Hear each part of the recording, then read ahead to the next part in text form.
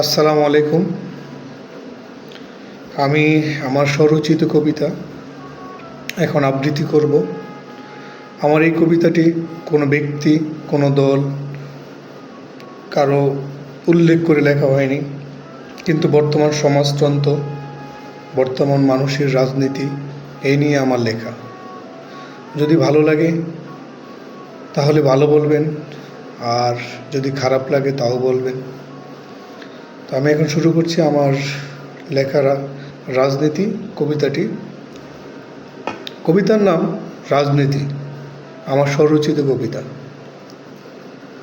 সহজ সরল মানুষদের নিয়ে কাটতো যাদের দিন, মায়া মমতায় ভরপুর ছিল, সময় ছিল রঙিন।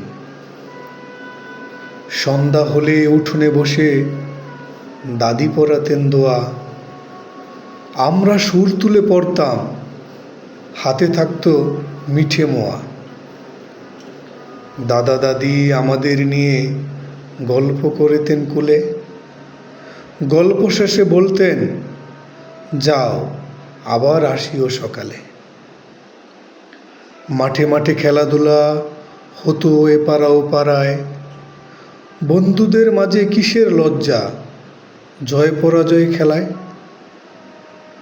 গ্রামে গ্রামে খেলাধুলা, গান বাজনা সংস্কৃতি, মিলেমিশে কাটতো দিন, স্বজনতার অপার প্রীতি। কোথাও ছিল না গোলাগুলি, কোথাও ছিল না মিছিল। আজ কেন সমাজে সমাজে এত অস্থিরতার গরমিল? যুগের পর যুগ পেরিয়ে মানুষ হয়েছে বোকা, মায়া মমতা থাকলেও বিবেক দিয়েছে ধোঁকা। লোভ স্বার্থ আর নষ্টামিতে সবাই দিয়েছে ফাঁকি। রাষ্ট্র সমাজ বদলে গেছে, নীতির জায়গায় একই। আমি আজ মায়া দেখি না, বললাম হলো কি? বিবেকে বলে মশাই, এরই নাম রাজনীতি। বাই বাই দ্বন্দ্ব লাগে, সংসার হয় ফাঁকা।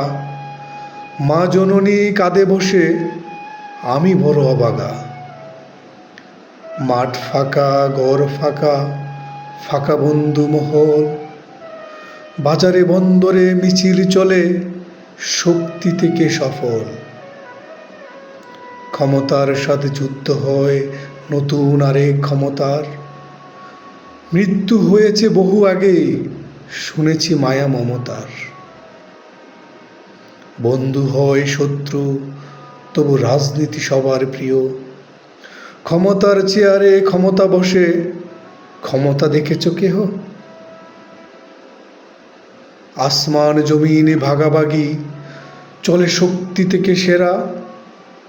আমাদের স্লোগান রাজনীতি নয়, অবাগা জাতি মোরা।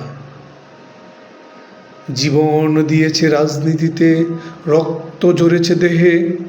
ক্ষমতার কাছে বিক্রি করিল নির্লজ্জতা পেয়ে। ওহে বলি, কি পেয়েছ এই ভুবনে যদি সম্মান চায় চলে? লোকে কি তবে এই নির্লজ্জতাকেই রাজনীতি বলে? আশা করি ভালো লাগবে, জানাবেন। আমাদের মতো যারা কবি আছেন তাদেরকে উৎসাহিত করবেন। সবাই আমাদের জন্য দোয়া করবেন। ভালো থাকবেন। শুভরাত্রি। আসসালামু আলাইকুম ওয়া রাহমাতুল্লাহি ওয়া বারাকাতুহু।